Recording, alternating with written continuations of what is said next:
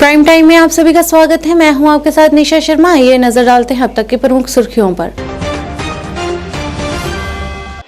उपराज्यपाल ने कोलकाता में जम्मू कश्मीर में उद्योग के दायरे पर कलकत्ता चैंबर ऑफ कॉमर्स के विशेष सत्र को किया संबोधित।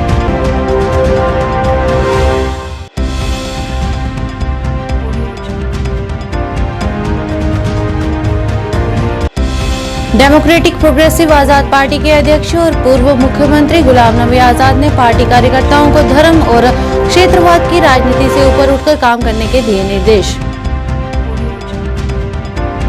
पीपल्स डेमोक्रेटिक पार्टी अध्यक्ष महबूबा मुफ्ती ने श्रीनगर में किया पत्रकार वार्ता का आयोजन। कहा कि सेना यदि करे फर्जी एनकाउंटर तो भी कोई पूछताछ नहीं।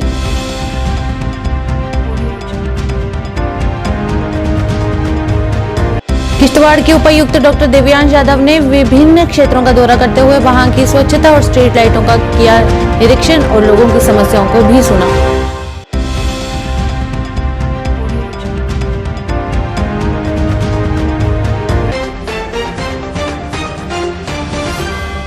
अब समाचार विस्तार से। जम्मू कश्मीर के उपराज्यपाल मनोज सिन्हा ने कोलकाता में जम्मू कश्मीर के उद्योग के दायरे पर कलकत्ता चैंबर ऑफ कॉमर्स के विशेष सत्र को संबोधित किया। अपने संबोधन में उपराज्यपाल ने जम्मू कश्मीर से तेजी और अभूतपूर्व परिवर्तन, विभिन्न क्षेत्रों में अवसरों, निवेशकों के लिए उचित नीतियों, आर्थिक विकास और केंद्र शासित प्रदेश में रोजगार सृजन पर प्रकाश डाला।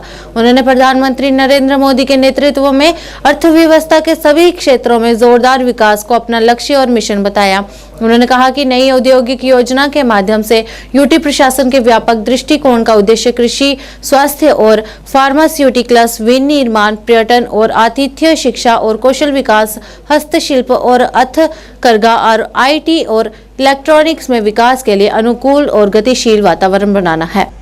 मैं जम्मू कश्मीर के प्रशासन और नागरिकों की तरफ से आप सबका तहे दिल से स्वागत करता हूं। अभी हमारे सेक्रेटरी इंडस्ट्री एंड कॉमर्स ने विस्तार से जम्मू कश्मीर में इन्वेस्टमेंट पोटेंशियल और फोकस एरिया के बारे में आपके सम्मुख एक प्रेजेंटेशन प्रस्तुत किया और मुझे लगता है कि जो आवश्यक जानकारी है पूरी तरह से आपको उपलब्ध भी कराया। इसलिए मैं शुरुआत व्यापार से न करके व्यवहार से करना चाहता हूं। पश्चिम बंगाल और जम्मू कश्मीर में एक प्रकार की बड़ी पुरानी समानता है। दोनों समृद्ध सांस्कृतिक विरासत, संपदा, ज्ञान, खान पान और मेहमान नवाजी के लिए पूरी दुनिया में लंबे समय से प्रसिद्ध भी हैं और जाने भी जाते हैं। गुरुदेव रविन्द्रनाथ टैगोर जम्मू कश्मीर के उतने ही प्रिय हैं जितने कल्हड़ पश्चिम बंगाल के हैं। हरिलाल चट्टोपाध्याय हों, अजय कुमार मुखोपाध्याय हों, रामचरण विद्या विनोद, अनेक बंगला लेखकों ने कल्हड़ की राजतरंगिणी का अनुवाद करके कश्मीर के इतिहास को यहाँ सामान्य लोगों तक पहुँचाने का एक भगीरथ प्रयास लंबे समय से किया है। आमतौर पर अभी विक्रमजीत सिंह बता रहे थे, जम्मू कश्मीर को भगवान शंकर की पुण्य भूमि के रूप में जाना जाता है और अद्वैतवाद के प्रणेता आदि शंकराचार्य कि ये तपोभूमि भी रही है। भगवान शिव को लेकर के पश्चिम बंगाल के प्रेम के बारे में हम भी वाकिफ हैं, आप सब भी वाकिफ ही हैं।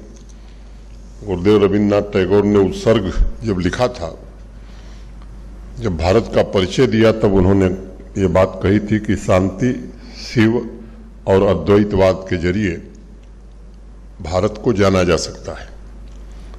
भारतेर परिचय संत शिव अद्वैत रे सने।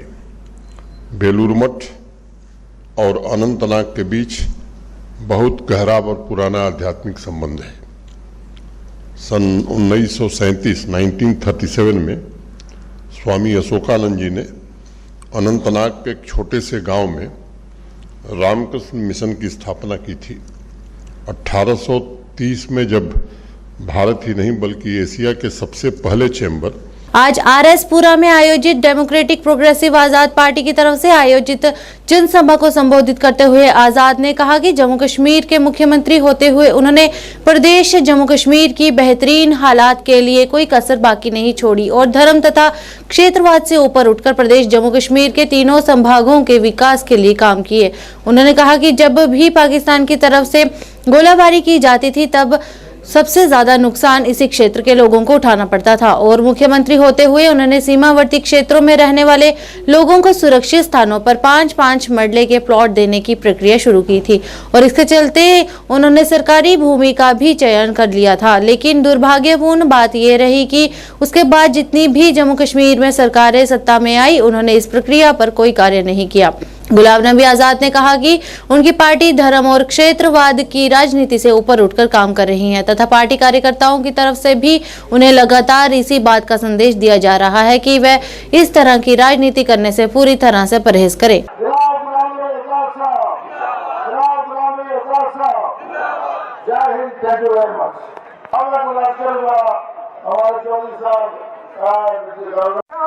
कोई गाँव ऐसा नहीं है जहाँ 25-30 बच्चे हमारे नौजवान जो है मर गए हैं।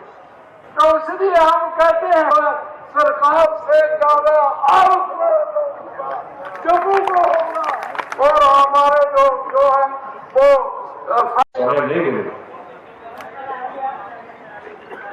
हम यहाँ एक ऐसी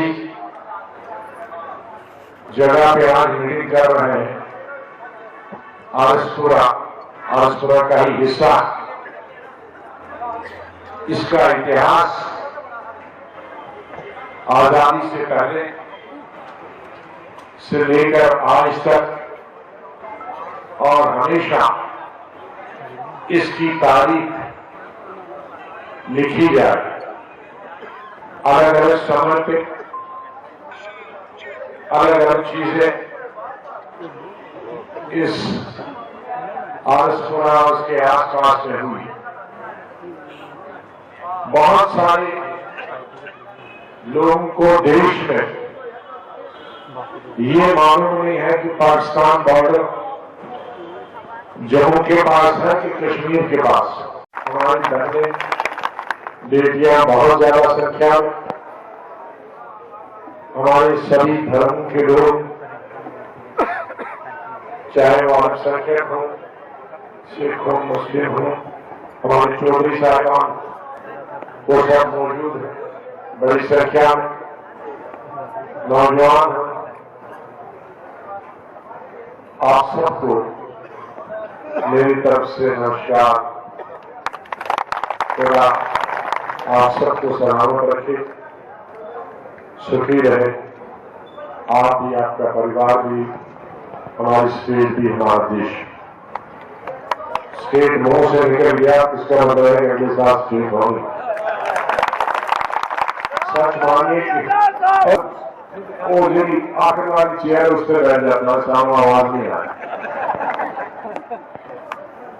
फिर आवाज सुनने की कठुआ ने भी श्रीनगर में महबूबा मुफ्ती ने पत्रकारों को संबोधित करते हुए पुंछ और बुफलियास में हो रहे सेना और आतंकी द्वंद्व पर चर्चा की। उन्होंने कहा कि सेना यदि फर्जी एनकाउंटर भी कर दे तो भी उनसे कोई कुछ नहीं पूछता। इस मौके पर उन्होंने कहा कि टोपी एक ऐसा गांव है जहां से सेना ने 15 स्थानीय लोगों को उठाया है और उनमें से 3 सफीर हुसैन, शौकत हुसैन और मोहम्मद शबीर नामक व्यक्तियों की लाशें एनकाउंटर साइट पर पाई गई हैं और बाकी 12 अस्पताल में हैं। इस मौके पर उन्होंने अन्य भी कई मुद्दों पर रोष प्रकट किया। खास मकसद के लिए बुलाया, जैसा कि आप लोग सब जानते हैं, पिछले 1-2 दिन से जो पुंछ बफलिया से जो खबरें आ रही हैं बहुत ही अफसोसनाक हैं, तकलीफदेह हैं। पहले वहाँ 5 आर्मी के जवान जो हैं जाँ बहक हुए मिलिटेंट के एम्बुश में, उनके हमले में। और जो अखबारों से हम पढ़ते हैं, क्योंकि वहाँ तो इस वक्त जो है इंटरनेट वगैरह सब डाउन है, बंद है, तो उसके बाद शायद मिलिटेंट हाथ नहीं आए हैं, भाग गए हैं, क्या हुआ है क्या नहीं हुआ है। मगर उसके बाद वहाँ एक गांव है टोपी बाफलियाज में, वहाँ से आर्मी ने 15 लोगों को पिकअप किया पूछताछ के लिए।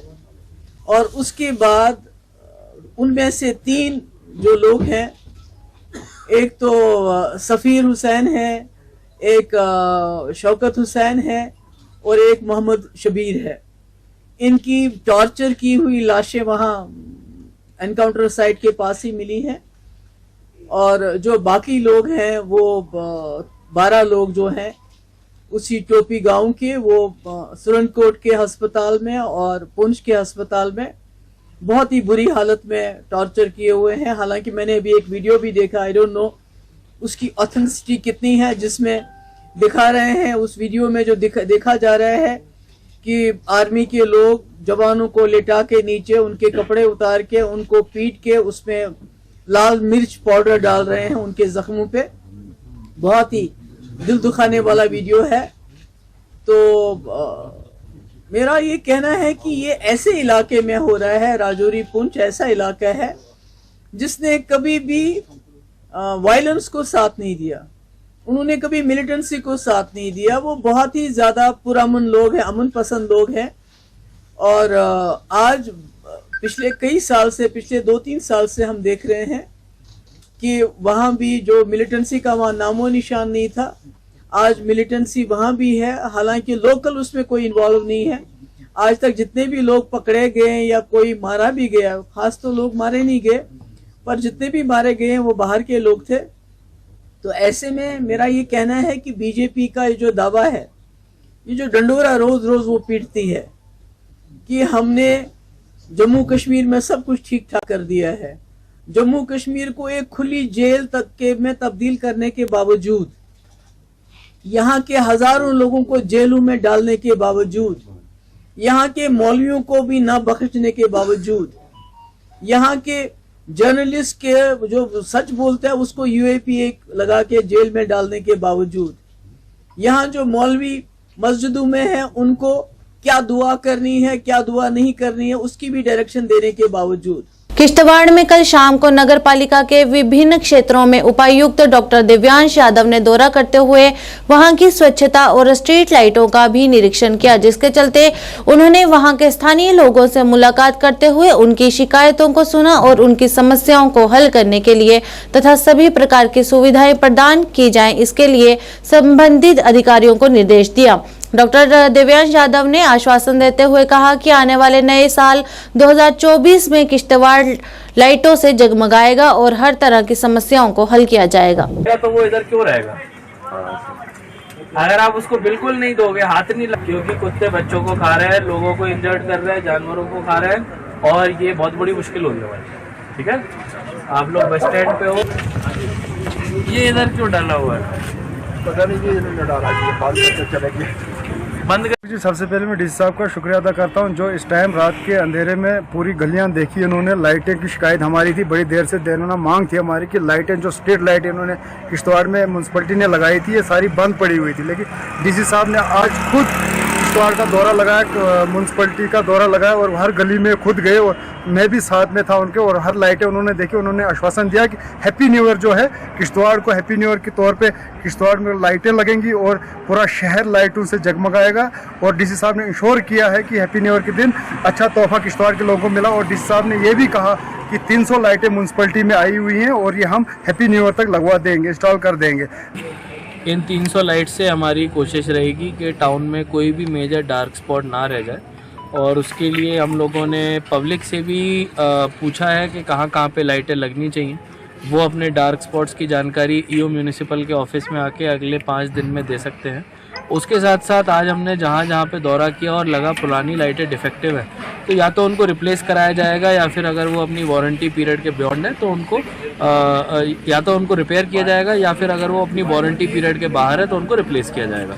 तो इन दोनों कामों में हम म्यूनिसिपल के साथ काम करेंगे, ईओ म्यूनिसिपल के साथ। और मेरे को उम्मीद है कि जो हमारा 1 तारीख का न्यू ईयर शुरू होगा तो 1 तारीख के न्यू ईयर तक हम टारगेट लेके चलें कि अपने पूरे टाउन को एक न्यू ईयर तोहफा रहे कि पूरा टाउन हमारा ब्राइट जगमगाए और कोई भी डार्क स्पॉट ना रहे, जिससे वुमेन की सेफ्टी भी इंश्योर हो और जो हमारे बच्चे और जो फैमिली लोग जाते हैं उनको भी सहूलियत है। सर, बिजली की कटौती आए दिन बहुत ज़्यादा देखने को मिल रही है, वजह क्या है? ये बिजली की जो कटौती है ये ओवरऑल एक शॉर्टेज है, जो हमारा, मैं जिसको बोलूँगा एक यूटी लेवल का एक मसला है कि शॉर्टेज ऑफ पावर जो रहती है। लेकिन इसमें एक हमारा पावर ग्रिड का प्रोजेक्ट है जो खिलैनी की तरफ से चलता है और वो डोडा तक पहुंचेगा। जब वो लाइन कंप्लीट हो जाएगी, जो कि मुझे लगता है जनवरी 2024 तक हो जानी है, ऑलरेडी उनकी डेडलाइन से वो कुछ दिन लेट चल रहे हैं, तो जब वो खिलैनी से डोडा तक पावर ग्रिड की लाइन पहुंच जाएगी, तब उसके बाद जो हमारी पावर रिक्वायरमेंट है आज की तारीख में, जब हम उसका 50% मीट कर पाते हैं, तब हम उसका 75% तक मीट कर पाएंगे और इससे लोगों को बहुत ज़्यादा राहत मिलेगी। तो मेरे को उम्मीद है कि वो प्रोजेक्ट जल्दी कंप्लीट हो, जिससे कि जो यहाँ की ज़रूरत है, एक जो बेसिक नीड है, वो कंप्लीट हो। और हम लोग भी पावर डेवलपमेंट डिपार्टमेंट के साथ कोऑर्डिनेट करते हैं। कांग्रेस पार्टी के वरिष्ठ नेता चौधरी मोहन सिंह ने कहा कि कुलिया से लेकर आरएसपुरा तक जाने वाले मुख्य मार्ग की खस्ता हालत के कारण आए दिन सड़क हादसे पेश आ रहे हैं, लेकिन स्थानीय प्रशासन तथा पीडब्ल्यूडी विभाग चैन की नींद सोया हुआ है। और आरएसपुरा में आयोजित एक पत्रकार वार्ता के दौरान कांग्रेस नेता चौधरी मोहन सिंह ने कहा कि मुख्य सड़क का निर्माण कार्य पिछले लंबे समय से अधर में लटका हुआ है। उन्होंने कहा कि जहाँ कुछ जगह पर सड़क के बीचों बीच डिवाइडर नहीं बना हुआ है, वहीं दूसरी तरफ सड़क के दोनों तरफ पानी की निकासी के लिए नाले का कोई भी प्रबंध नहीं है, जिसके कारण सड़क के दोनों तरफ गंदगी फैली हुई है और बीमारियां फैलने का खतरा बना हुआ है। ये मेन मुद्दा हमारे ये मेन रोड का, जो कुलिया से लेकर आरएसपुरा तक, जो हमने बहुत मेहनत करके ये रोड बनाने की कोशिश की थी और उसमें सरकार जागी थी। हमने पिछले 5 प्रोटेस्ट किए, 5वें प्रोटेस्ट जब हमने रोड बंद किया तब जाके सरकार जागी और इसका काम लगा। उससे वक्त पीडब्ल्यूडी एक्शन ने हमारे साथ वादा किया था कि हम 1 हफ्ते में दोनों साइड नाला तैयार करेंगे ताकि पानी की निकासी हो सके। आज 9-10 महीने हो गया, ये रोड भी बने, उसके बाद किसी के कान पे जू नहीं रहेंगी। एलजी भी सोया हुआ है, डिबकम डीसी भी सोया हुआ है, यहाँ की सारी एडमिनिस्ट्रेशन सोई हुई है। यहाँ के बीजेपी के जो मंत्री हैं, जो एमएलए हैं, जितने भी लोग पावर में रहे हैं, सब सोए, ये मरे हुए सांप हैं, जो मुझे देखने में लग रहा है, क्योंकि किसी को होश ही नहीं। और डेली रोज एक्सीडेंट हो रहे हैं। अभी 3-4 दिन पहले इन्होंने लुक डाली पीडब्ल्यूडी वालों ने, वो दूसरे दिन ही उखड़ गई। आप भी रोज मीडिया वाले चलते हो, देखते हो क्या हालत हमारे रोड की। तो मेरी ये सरकार से गुजारिश है, इस रोड को जल्दी कंप्लीट करो। जो आज हमने प्रोटेस्ट करना था, रोड बंद करना था, इसलिए कैंसिल किया ताकि एक्शन ने हमसे फ़ोन पे बात की, उसने हमसे वादा किया कि मैं 2-4 दिन में आपके पास आऊँगा, पूरा मसला हल करूँगा। मेरी सरकार से गुजारिश है एलजी साहब से, ये 9 साल बेमिसाल है ये भारतीय जनता पार्टी के, जो बोलती करप्शन मुक्त भारत हम दे रहे हैं। जो लुक डाली जाती है उसमें से मिट्टी का तेल डाला जाता है। आरएसएस के वरिष्ठ नेता शमसूल हक ने राजौरी हमले में सेना के जवानों की हत्या की निंदा की। शमसूल हक ने कहा कि पूरी दुनिया में आतंकवाद का माहौल पाकिस्तान ने बनाया है। पत्रकार वार्ता के दौरान उन्होंने कहा कि हम पिछले कई दशकों से पीड़ित थे और अब घाटी समेत कई इलाकों में अमन और शांति बहाल की गई है, जो बेहद सराहनीय है। सबसे पहले मैं ये बताता हूँ, जो परसों सरनकोट में जो हमला हुआ है, जो दहशतगर्दी का बड़ा गंदा माहौल हमारे पाकिस्तान ने बना के रखा है इधर, उस पर हम बड़े सख्त अल्फाजों में मजम्मत करते हैं कि जो हमारे वीर जवानों को वहाँ पे शहीद किया गया, उनको सबसे पहले हम श्रद्धांजलि पेश करते हैं। और उसके बाद में अपने इस पड़ोसी मुल्क जो पाकिस्तान का जो ये कायराना हमले करते हैं, इधर चोरिच पे हमारे वीर जवानों पे हमले करते हैं, तो ये बंद किया जाए ताकि जो हमारा अमन अमान इधर है वो सही तरीके से चले। तो मैं एक अपना गृह मंत्री से भी अपील करना चाहता हूँ, अपने नॉर्दर्न कोर कमांडर से भी अपील करना चाहता हूँ और अपने डीजीपी साहब से भी अपील करना चाहता हूँ, जो भी इस पे इन्वॉल्व है उनको बाहर निकाला जाए, घसीट के बाहर निकाला जाए, उनको भी वही हजर किया जाए जो उन्होंने हमारे वीर जवानों के साथ वहाँ पे किया है। मैं इस मसले का जबरदस्त अल्फाज से मजम्मत। सोपोर में पत्रकारों के माध्यम से सामाजिक कार्यकर्ता आशिक हुसैन जकी ने चांद पर जमीन खरीदने वालों को अवगत कराते हुए बताया कि चांद पर वास्तव में जमीन खरीदना हकीकत से कोसों दूर है। ये केवल अपने मन को तसल्ली देने का अपना एक भ्रम है, जबकि चांद पर या अन्य किसी भी ग्रह पर जमीन खरीदने से वह उस जमीन के लिए दावा नहीं कर सकते हैं। तथा इस मुद्दे पर कार्यकर्ता आशिक हुसैन जकी ने ऐतिहासिक परिप्रेक्ष्य में इस घोटाले के बारे में विस्तार से जानकारी दी। आइए देखते हैं। तो आज हम इसी के बारे में बात करेंगे कि इसका रियलिटी के साथ कोई भी ताल्लुक नहीं है। आप चांद पे जमीन नहीं खरीद सकते हैं, ये एक फैंटेसी है, बल्कि ये एक स्कैम है। तो इसी के बारे में हिस्टोरिकल कॉन्टेक्स्ट में मैं आपके साथ जो है बात करूंगा। जैसा कि हम सभी जानते हैं कि पहली बार 1969 में अमेरिकन एस्ट्रोनॉट नील आर्मस्ट्रांग ने पहली मर्तबा जो है मून पे कदम रखा।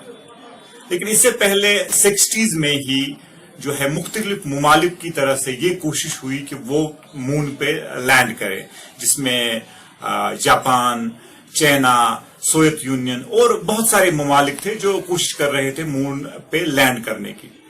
तो इस दौरान जो है कुछ मुमालिक को ये खदशा हुआ कल को कोई पावरफुल मुल्क ये क्लेम न करे कि मून या आउटर स्पेस जो है वो उसकी है। तो इसलिए जो है 1967 में एक ट्रीटी जो है 100 से ज्यादा मुमालिक ने साइन की, जिसको कि हम आउटर स्पेस ट्रीटी के नाम से जानते हैं। तो इस ट्रीटी का जो लुबिलबाब था, जो कंक्लूजन था, वो ये था कि आउटर स्पेस में जो कुछ भी है वो किसी पर्टिकुलर मुल्क का नहीं है। यानी इसमें जो है मून आता है या बाकी सोलर सिस्टम जो आता है, तो ये किसी का नहीं है, इट बिलोंग्स टू ऑल। तो इसके बाद जो है वक्त गुजरता गया। तो 1980s में एक शख्स है, उसका नाम है डेविस होप। डेविस होप एक अमेरिकन सिटीजन है जो कि 1 साल से बेरोजगार होता है, और एक दिन क्या होता है, वो आसमान की तरह देखता है और उसको जो है मून की तरह वो देखता है, और उसके जहन में एक खराफाती आइडिया जन्म लेता है।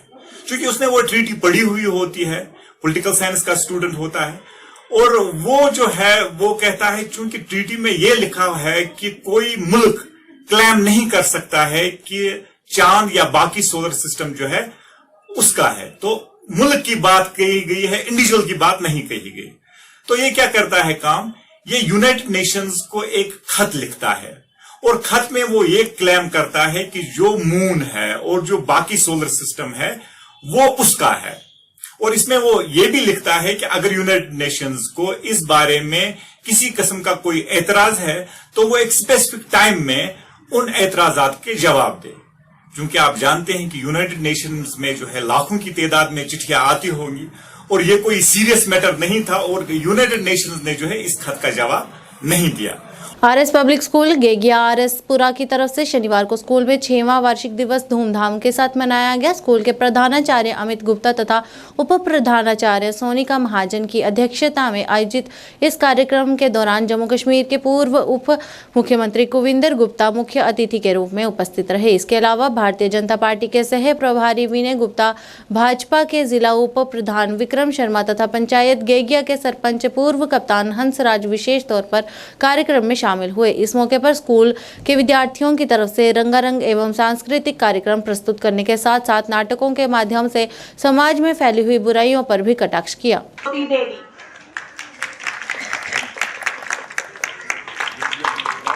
Second goes to Priyansh Bhagat, son of Ashwini Kumar, Srimati Renu Bala, Srimati Veerta Devi.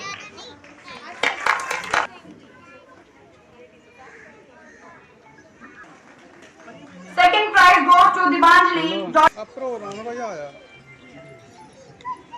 कोई भिक्षा स्वीकार नहीं करता। कुटी में प्रवेश करना मेरे योग धर्म का तिरस्कार है। जय भोलेनाथ। रुक जाइए योगीराज, मेरा आतिथ्य स्वीकार करें।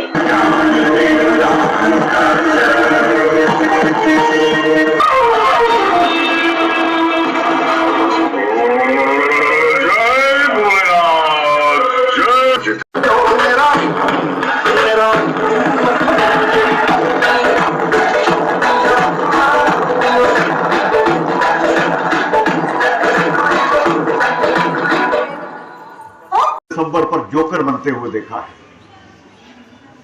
लेकिन इस देश की विडंबना है जहां शिवाजी की कहानी सुनाई जानी चाहिए, महाराणा प्रताप की कहानी सुनाई जानी चाहिए, कहीं ना कहीं हमारी शिक्षा पद्धति में कुछ ना कुछ खामियां रही, जिसके कारण से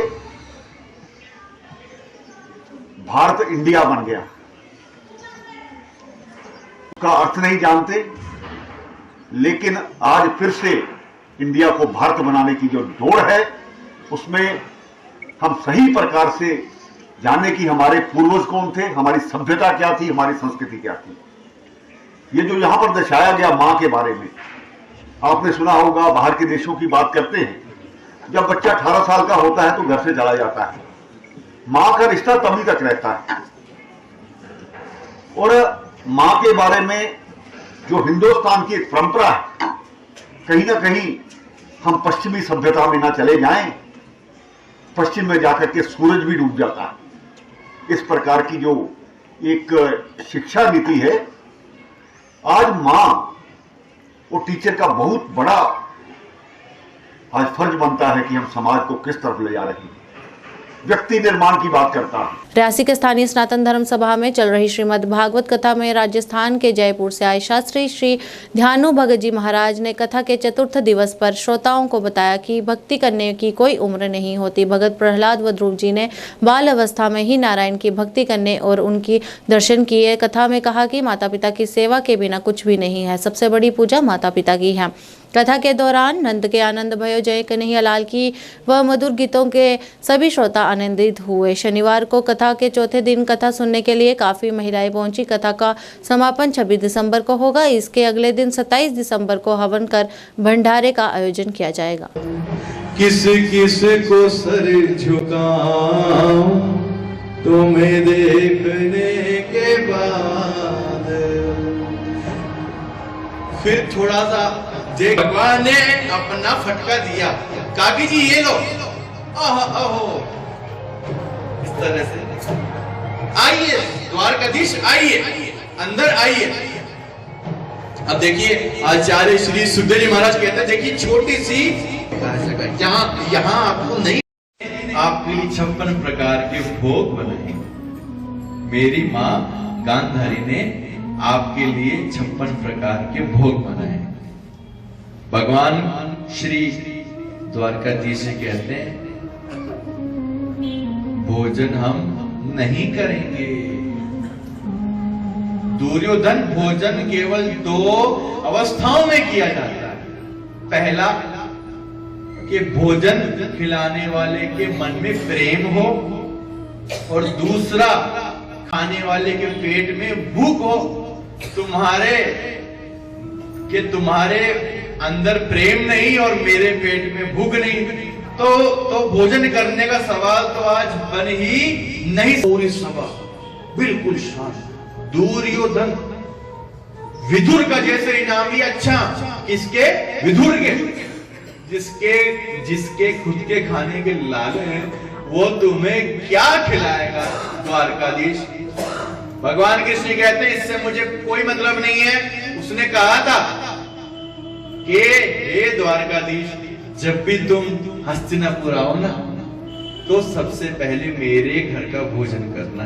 तो इसलिए आज तो हम विदुर काका के यहाँ पर भोजन करेंगे। अब देखिए द्वारकाधीश विदुर जी को देख रहे हैं। विदुर कह रहे, मैंने आपको कब कहा? इशारे में बात चल रही है। भगवान कह रहे, अब इतनी पूरी सभा में विदुर जी ने सोचा, अगर द्वारकाधीश ने कहा है तो अब तो आएगा, ये आएगा है? भगवान बोलते नहीं है, और बोलते तो फिर आते हैं। बोलिए श्री द्वारकाधीश भगवान। आज के इस अंक में बस इतना ही। नए अंक लेकर फिर हाजिर होंगे, तब तक के लिए दीजिए इजाजत। नमस्कार।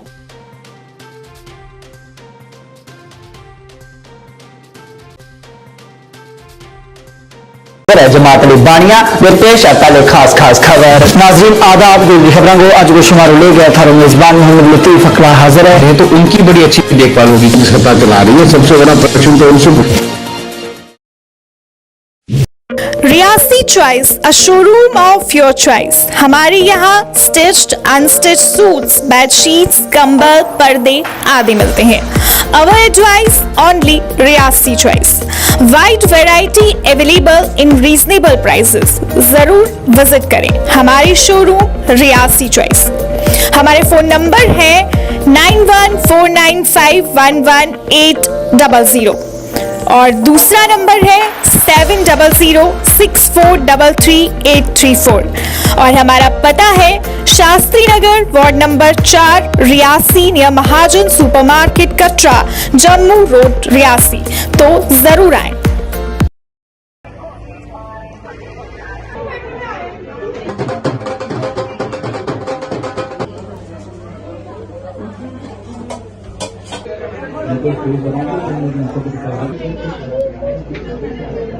जम्मू सिटी के लोगों के लिए यही बोलेंगे कि गाइस जो आप आगे पीछे जा रहे हैं ना, अपने जम्मू को प्रेफर करो। मैं सबको ये बोलूँगा यहाँ पे आओ, एक बार विजिट करो और यहाँ की जो भी स्पेशलिटी है वो लोगों को बताओ और अवेयर करो यहाँ। My name is Mehak Mahajan and this is my venture. I try to have a new venture in Jammu, MBA चाय वाला।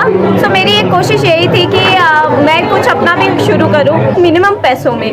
So come and try MBA चाय वाला। ये नगरोटा में है, IIT जम्मू।